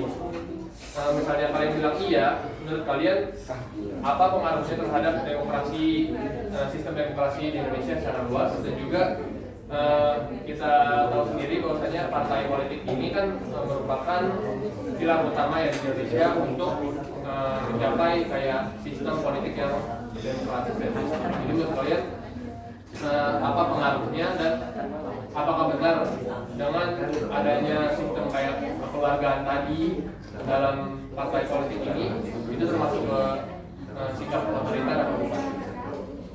Ya, Dia jawab tentunya iya, terindikasi sistem otoriter itu karena tadi juga kan itu sebenarnya demokrasi ya, apa namanya, sistem pemerintahan itu. Tapi ya seperti yang sudah kita tahu aja, sudah banyak banget kayak sekarang aja kita sibuk dibahas kan dari berbagai media gitu. Jadi ya iya sebenarnya itu demokrasi, tapi pemerintah itu sendiri yang membuat indikasi negara kita itu jadi seperti lebih otoriter.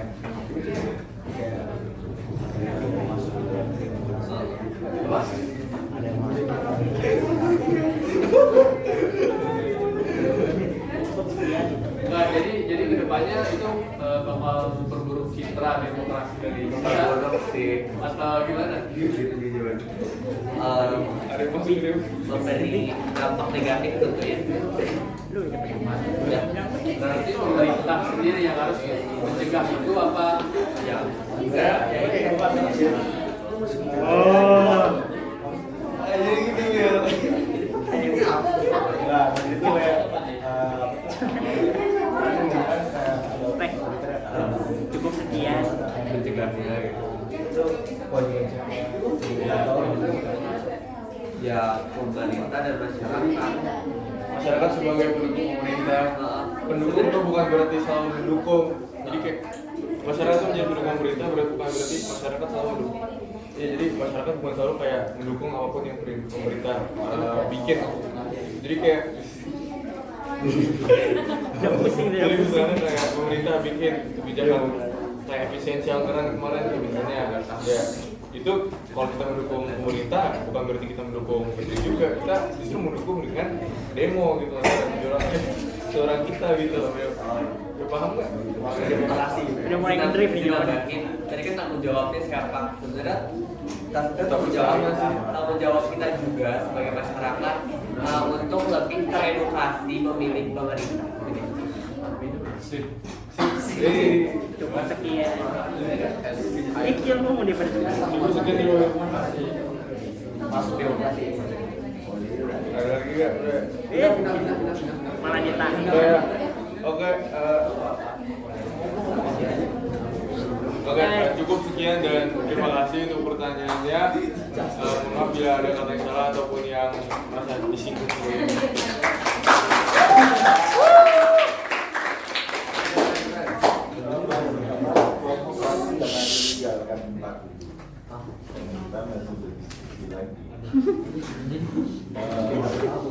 Tadi memang prosesnya sudah berjalan, di mana setiap kelompok memberikan masukan. Tapi sebelum, artinya kita perlu lebih jauh lagi mendalami apa yang dimaksud dengan project base dari masing-masing kelompok. Karena dari 10 kelompok semua ingin produk outputnya itu adalah poster, satu dalam bentuk artikel. Tapi saya juga sudah jelaskan, nanti di dalam proses bisa aja berubah pikiran, bukan? Nah, gimana skenario pembelajaran kita, yaitu setiap pekan kelompok itu sudah harus memikirkan apa yang bisa dimasukkan dalam topik-topik itu untuk project base kita. Tentu itu harus dalam proses tanya jawab. Ya, bisa juga berkonsultasi juga boleh. Jadi dalam besok kan kelompok 2 ya, itu membahas tentang teori politik. Karena ada yang mengambil topik tertentu, nanti kaitan kita dengan teori itu apa? Karena produknya itu dalam bentuk poster, nggak ada salahnya Anda sudah mulai membuat poster yang relevan dengan Anda. Jadi semacam apa ya? Tiap pekan itu ada produk yang nanti akan menjadi berakumulasi menjadi produk akhir, ya. Jadi tiap pekan ada produknya. Nah, boleh nggak Pak kalau umpamanya setelah kita berdiskusi, kemudian kita merancang semacam meme ya, di dalam media sosial, kita bikin, kita sebarin, boleh. Di atas nama kelompok, atas nama individu, bisa. Jadi ada juga orang itu sudah berpraktek di dalam politik media sebenarnya. Nah, mesti ada waktu 40 menit. Mungkin kita perlu mendapatkan gambaran dari masing-masing kelompok kan. Di catatan yang sudah ada berikan, ada kelompok 1 itu membahas tentang fenomena influencer politik di pemilu. Iya betul ya. Kelompok 1. Iya kelompok 1 di topik itu ya. Nah, kita ingin mendapatkan penjelasan dulu. Silakan. Apa yang kamu ingin lakukan dengan topik study ini, sehingga nanti outputnya adalah dalam bentuk poster.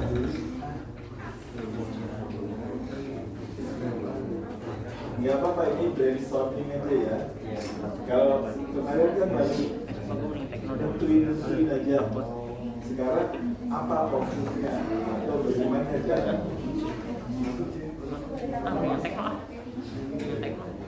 Apa yang dilakukan? Ya gue juga enggak. Kalau gue suka gue kagak jadi farmasi. Gue kagak tahu divisi gue kira teknika. Enggak, gue kita mau sains data. Yang kelompok lain juga ini ya? Iya, makanya aku cuma nyari sains doang. Kita sama-sama. Kalau sering kira-kira apa ya?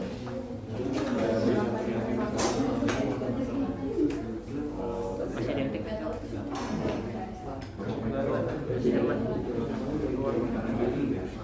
Udah PKPM gue jelek banget. PKPM gue jelek banget.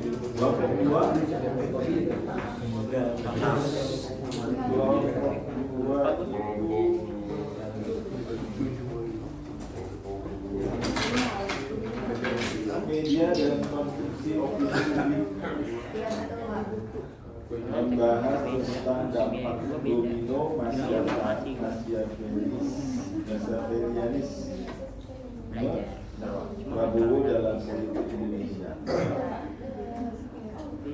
Ini ada apakah Anda sudah bisa mempunyai argumentasi bahwa Prabowo itu Machiavellianis?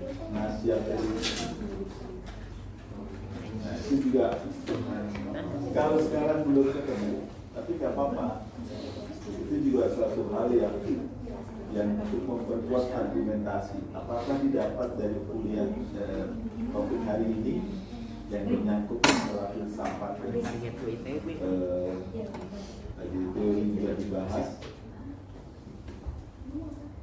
Tapi Anda bisa nanti menjelaskan ada kelompok 3 transisi demokrasi dan ancaman otorisasi,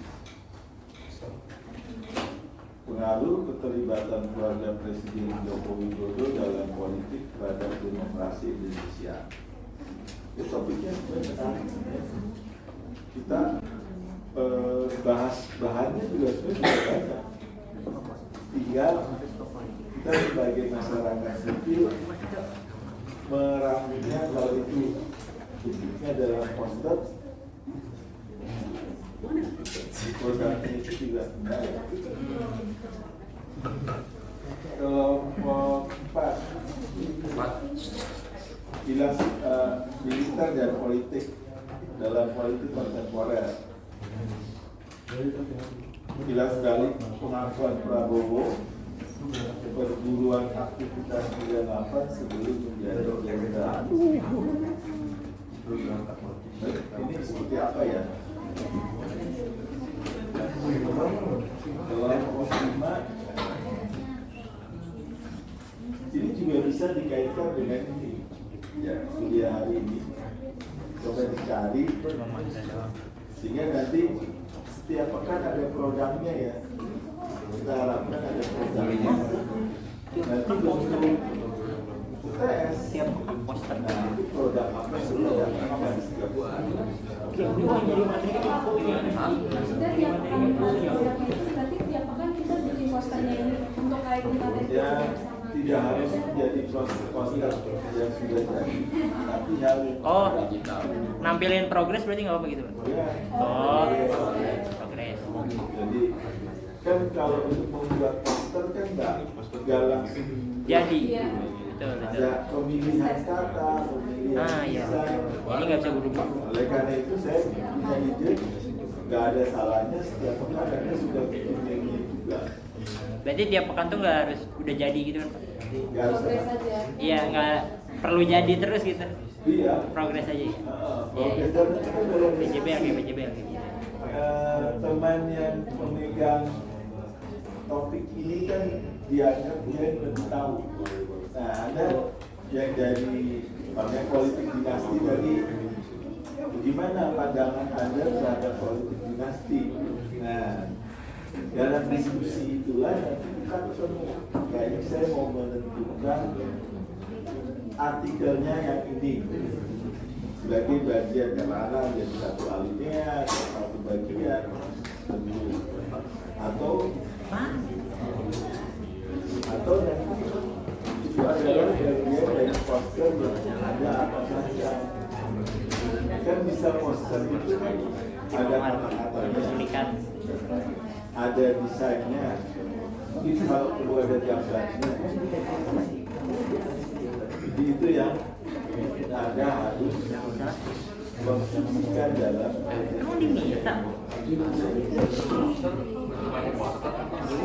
ya,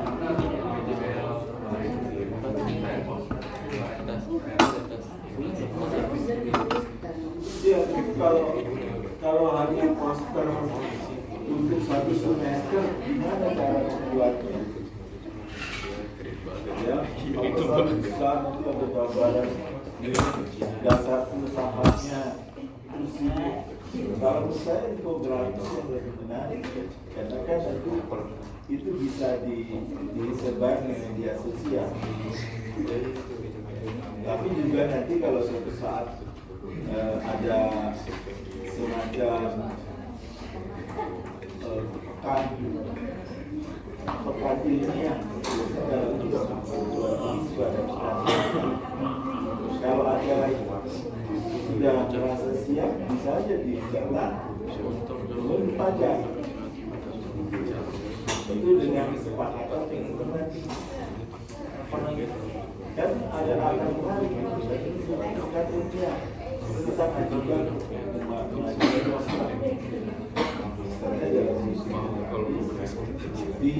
di dalam yang pameran ilmiah juga biasanya dari pembuatan walaupun satu gambar tapi dia mengajarnya seperti itu. Jadi bukan hanya sebagai kalau membuat poster aja dia gampang, ada juga nanti penggagalan idea di poster. Tapi yang susah itu adalah merancangnya, memproduksikan sehingga itu sesuai dari diskusi yang kata di Oke, kita kembali lagi kepada masing-masing kelompok. Silakan kelompok satu menjelaskan untuk menjelaskan keinginan itu ngapain sih? Pandang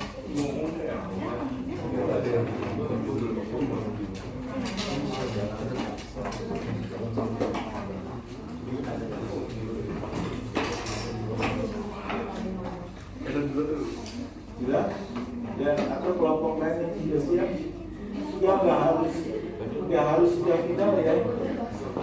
Jadi kalau di dalam perjalanan ada penyesuaian mesti dibolehkan.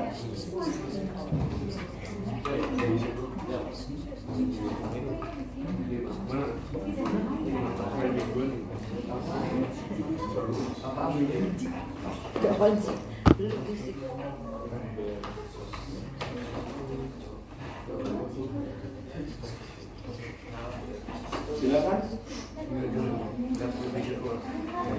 Jadi supaya jelas ya, nggak hanya cek kosong bahwa ada lagi poster. Ya. Belum kan? Ini jangan nanya gitu. Kelompok lain juga. Nambah.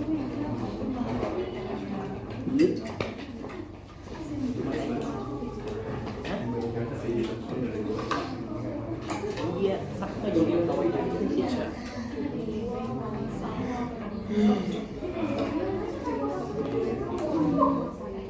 Ini juga ada topik yang menarik kalau untuk saya ya, karena saya kerjanya di lingkungan kontroversi bahwa antara pembangunan ekonomi, konflik agraria dan ada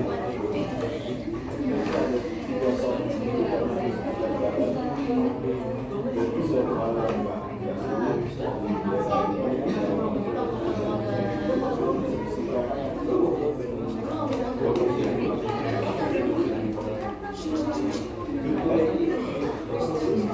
kelompok satu sudah siap apa kira-kira?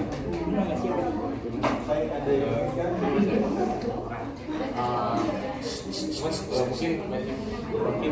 Masih kayak gambar siap nggak apa-apa. Kan nanti akan semakin meningkat. Setelah pengetahuan silakan. kita ngambil tema dengerin apa yang diinginkan oleh kelompok satu dalam proses learningnya. Kita ngambil topik fenomena influencer politik di pemilu. Nah, di sini kita mau kayak gambarin kalau influencer di era digital ini bisa berperan juga untuk kemajuan politik mungkin sebagai kayak caranya dengan memanfaatkan populisme mereka itu dengan membentuk opini publik, memobilisasi dukungan dan mengarahkan narasi pemilu dengan platform yang tersedia pada saat ini seperti Instagram, YouTube atau TikTok dengan menyederhanakan isu politik. Sebenarnya bukan menyederhanakan sih, mungkin kayak supaya terlihat lebih dikemas, terlihat lebih kayak mudah dipahami gitu, politik mudah dipahami. Juga memperkuat polarisasi dan mengubah strategi kampanye elektoral. Seperti Iya. Jadi kan ada kita tinggal memilih nih yang kritis atau yang bukan kritis. Kalau yang bukan kritis itu dianggap sesuatu hal yang positif ya, untuk meningkatkan citra sebenarnya. Tapi kalau dilihat secara kritis, apakah itu upaya untuk semacam kampanye memoles yang kita sudah alami yang 10 tahun lalu kan antara yang dicitrakan dengan kenyataannya berbeda. Apakah upaya itu saksi atau bukan? Ininya mana?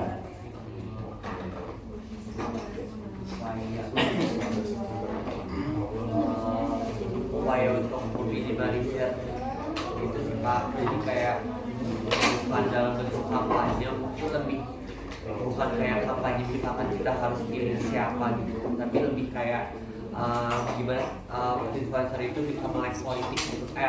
Untuk influencer ini memberi pengaruh ke pengguna medsos itu untuk lebih melek politik gitu. Sebenarnya setuju nggak nih? Ini saya soalnya terang saya di dalam media sosial nggak seaktif aja ya.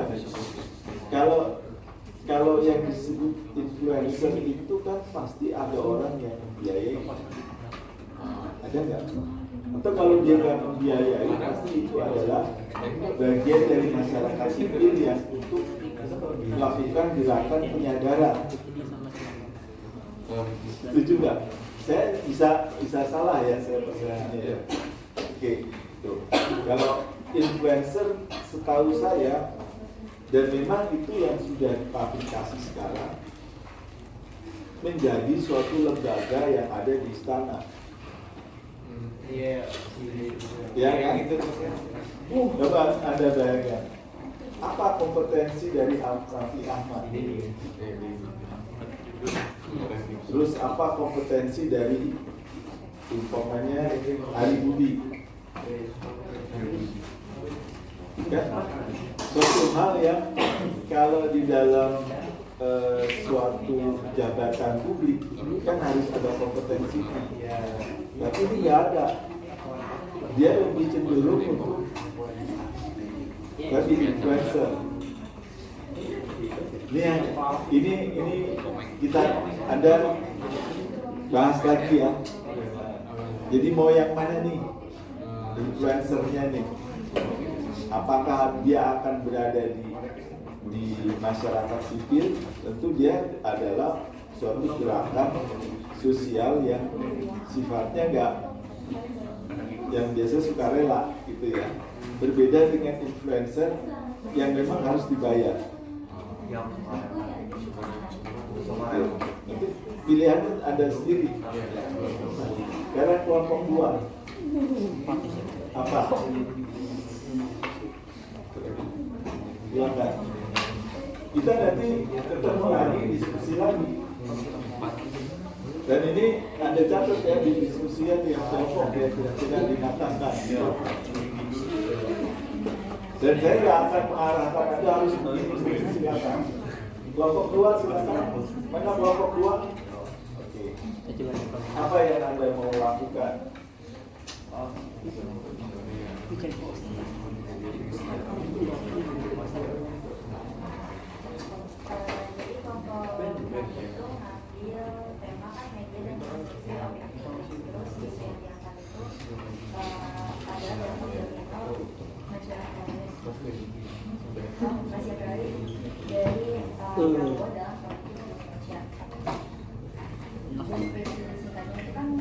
Sekarang kan media itu kan berperan penting dalam sosialisasi masyarakat.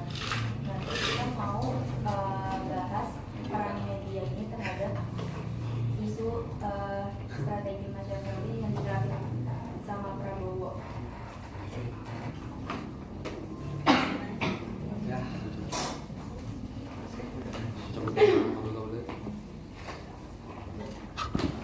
Iya. Jadi kita mau lebih ke membahas tentang isu-isu sih. Oke, mau membahas. Bukan mau bikin terapi atau apa gitu.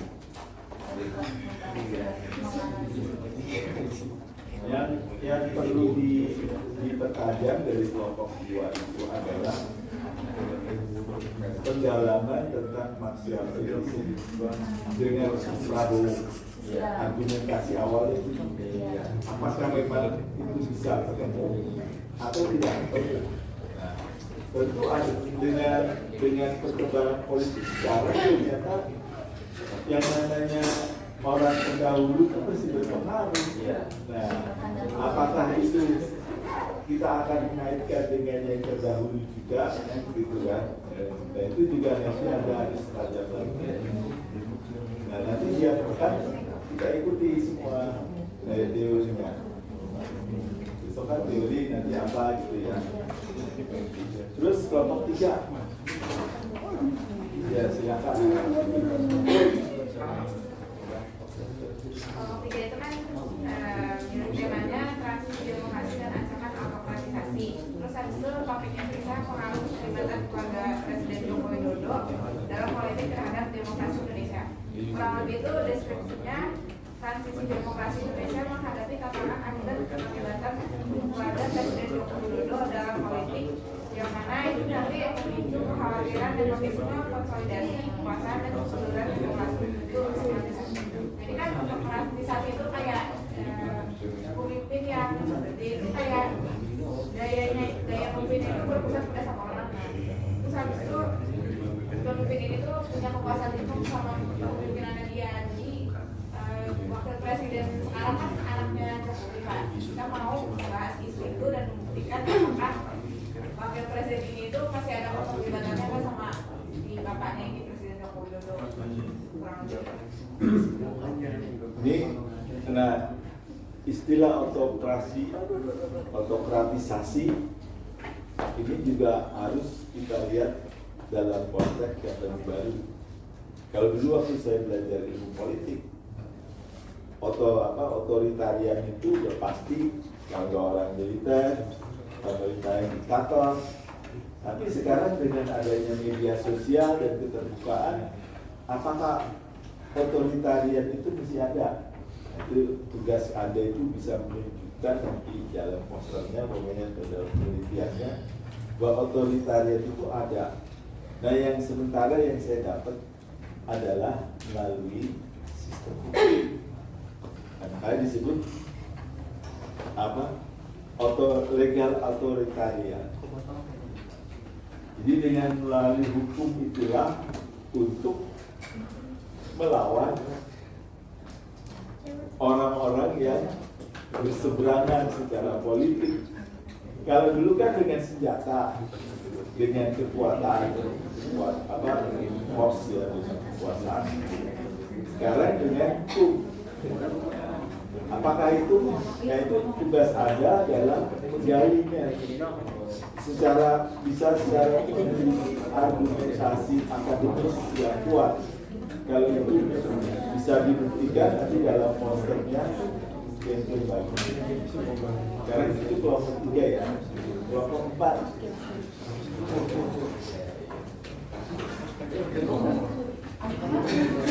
Kalau kelompok 4 sendiri itu kita untuk materi presentasinya nanti itu kan mengatur tentang demokrasi dan HAM. Tapi untuk temanya itu tentang militer dalam politik kontemporer dengan topik kilas balik pengakuan Prabowo perguruan tinggi 98 sebelum menjadi jenderal.